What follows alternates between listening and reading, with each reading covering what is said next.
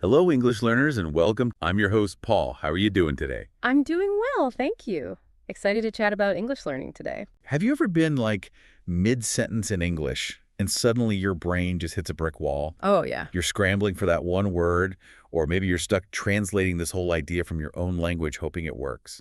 That pause. It's so frustrating for learners. It really is. And it can seriously knock your confidence down. But what if there was a way past that? Like specific insights to get you speaking more smoothly. There absolutely are. So today, that's our deep dive. We want to give you practical tips, some brain training stuff even, to cut down those pauses, help you think quicker, and just sound more confident, more natural. Okay, let's unpack this. It's a feeling so many people learning English recognize, right?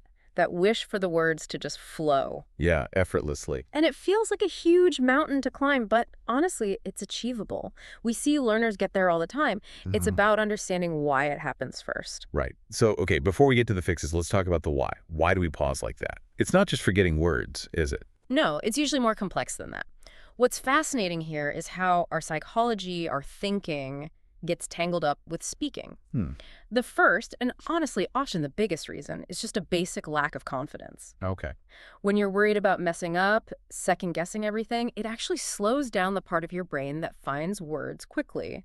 So it's like performance anxiety for speaking. Kind of, yeah. It's like your brain's dictionary is temporarily locked because you're running this constant arrow check in the background. Wow, a locked dictionary. That paints a picture. So it's not just feeling shy, it's a real cognitive slowdown. Exactly. And tied into that is the second reason, vocabulary gaps.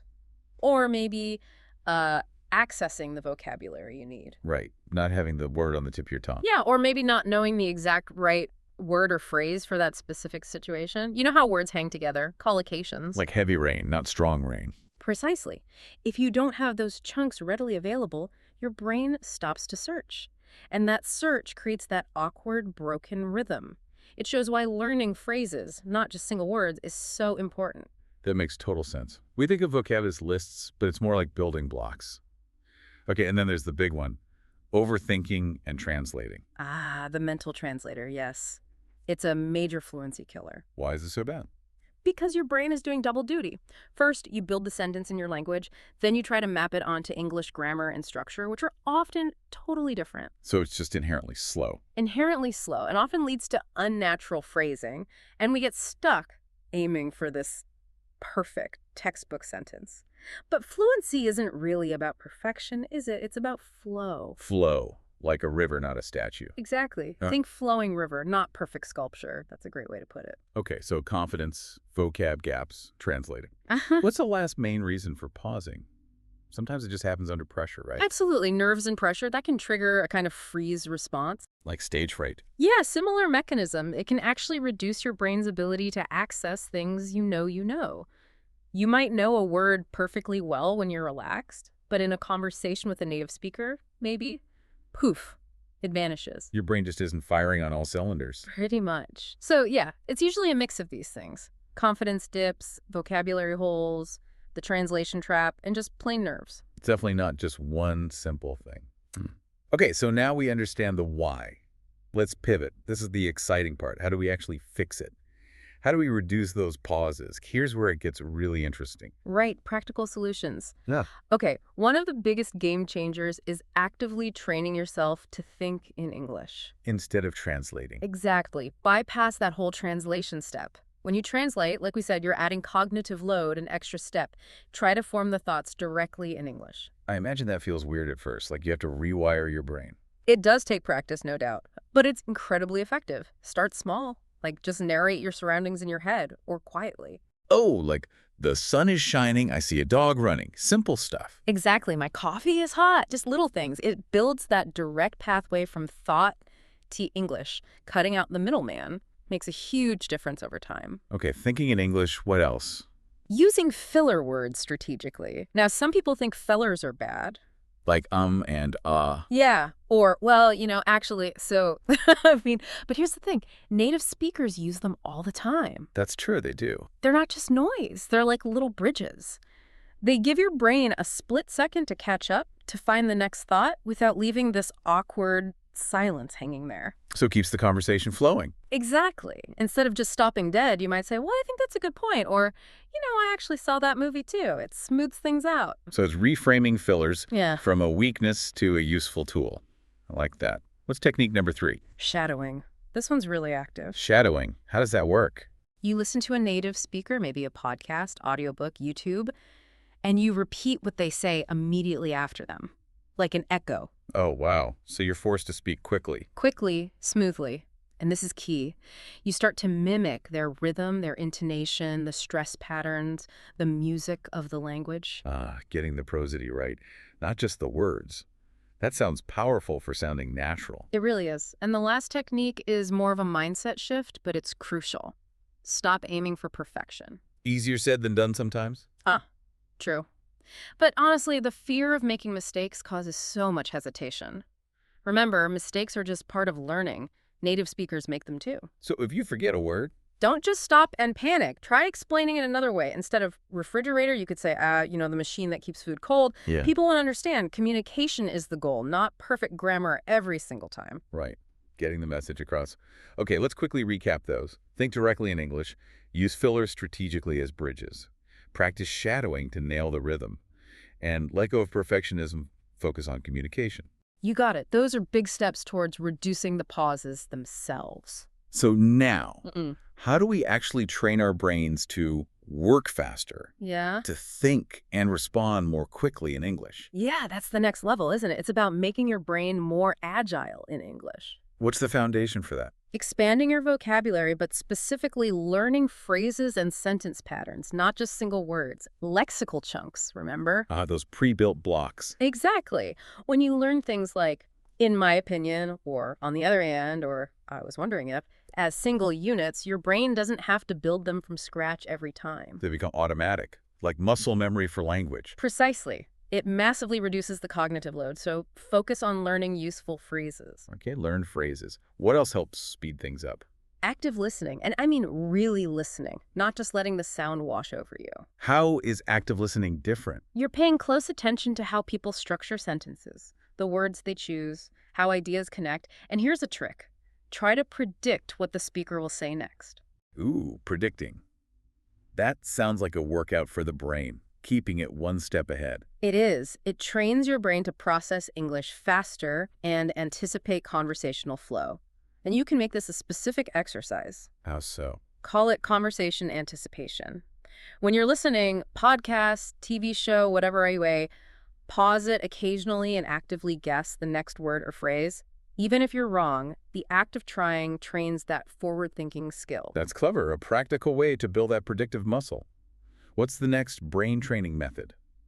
Imitating native speakers. This goes a bit beyond shadowing. How is it different? Find a speaker you like their accent, their speed, their energy, maybe someone on a show or podcast you listen to regularly, and consciously try to copy their style. So not just repeating words, but mimicking their whole delivery. Yeah, their speed, their rhythm, their intonation. It helps internalize the flow and forces your brain to process and produce English at a more native-like pace. It's like trying on their speaking style. Okay, so training the brain involves learning phrases as chunks, active listening with prediction, practicing conversation anticipation, and imitating the delivery of native speakers. That feels like a solid plan. It definitely gets your brain working differently. Now, armed with those brain strategies, let's get really practical. What are some specific exercises people can do regularly to build that fluency and speed? Right, time for the homework. Okay, first up, a classic.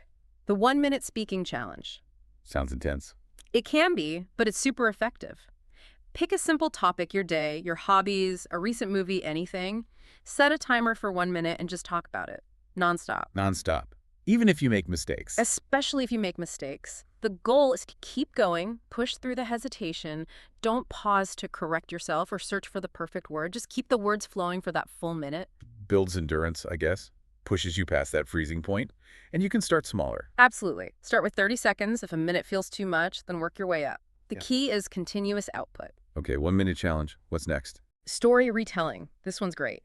Listen to something short, a news report, a podcast segment, maybe even a short YouTube clip or a scene from a show. Okay. Then turn it off and retell the story or the main points in your own words. So you have to process it, then reproduce it, test comprehension and fluency. Exactly. It forces you to recall vocabulary and structure information actively in English. Really good practice. Cool. What about something faster paced? Speed conversation practice. Grab a friend, or honestly, even just talk to yourself in the mirror. Set a timer, say 2 minutes, Right. and just have a really fast conversation. Back and forth, quick questions, quick answers.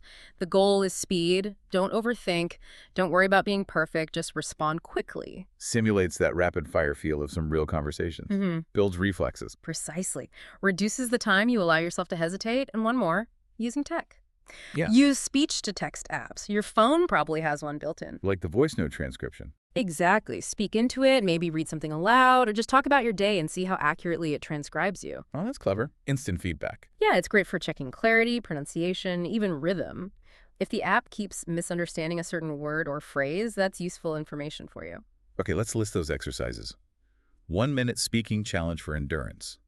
Story retelling for comprehension and production. Speed conversation for reflexes. And speech to text for feedback. That's a solid toolkit. Definitely practical things you can do today. Now, we've talked techniques, brain training, exercises, but I feel like there's one more piece. Mindset. If you don't believe you can do it, or if you're too scared. You're absolutely right. Mindset is huge. It underpins everything else. This raises an important question. How do we shift that internal dialogue? Yeah, how? Well, first, we need to fundamentally change how we view mistakes. They are not failures. They are data. Yeah, every mistake you make gives your brain information about how English works or how it doesn't work. It's necessary feedback for learning. Think of it like course correction. So stop beating yourself up about them. Please. Even native speakers make slips all the time. Instead of, oh no, I messed up, try thinking, okay, noted, that didn't quite work, let's adjust. Embrace them as part of the process. Okay, embrace mistakes as data. That's powerful. What's the next mindset shift? Focus on communication, not perfection. Ask yourself, was my message understood? Did the other person get what I was trying to say? If yes, then success. Basically, yes. That's the primary goal of language, right? Connection and understanding. Aiming for flawless textbook grammar in every single sentence is unrealistic and stressful. Focus on getting your point across clearly. Take the pressure off. Yeah. Communication over perfection. Love it. And the last mindset piece. Speak with confidence and energy, even if you don't feel 100% confident inside. Fake it till you make it. To an extent, yes. Your body language, your tone of voice, your energy level, they massively influence how people perceive you and your message. If you sound hesitant and unsure, people might focus on the pauses or small errors.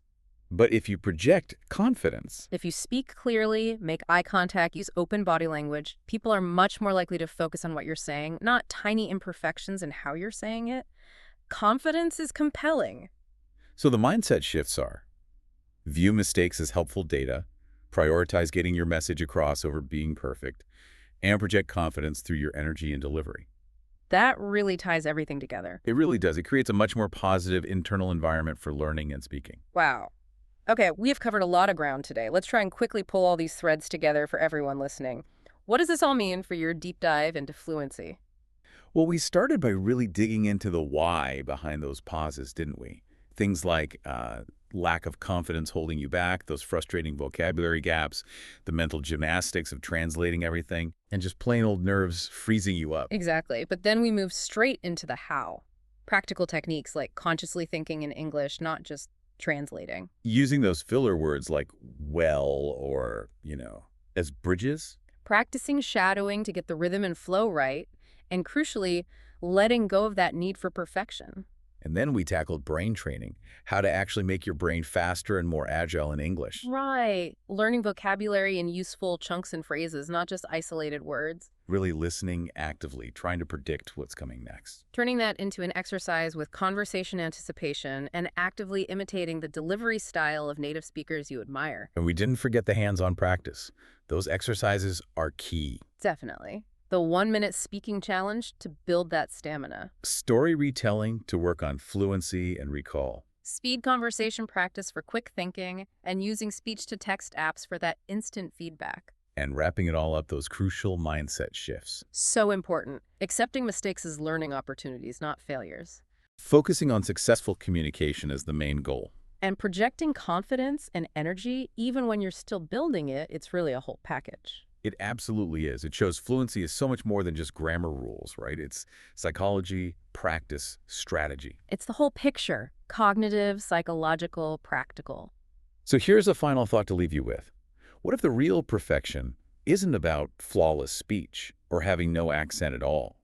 What if it's actually about embracing the flow, finding the joy, and just connecting with people, and knowing that every single word you speak, pause or no pause, Mhm. is a step forward in your own deep dive into fluency? That's a great way to think about it. We really hope these ideas and strategies help you feel more empowered and confident on your English speaking journey.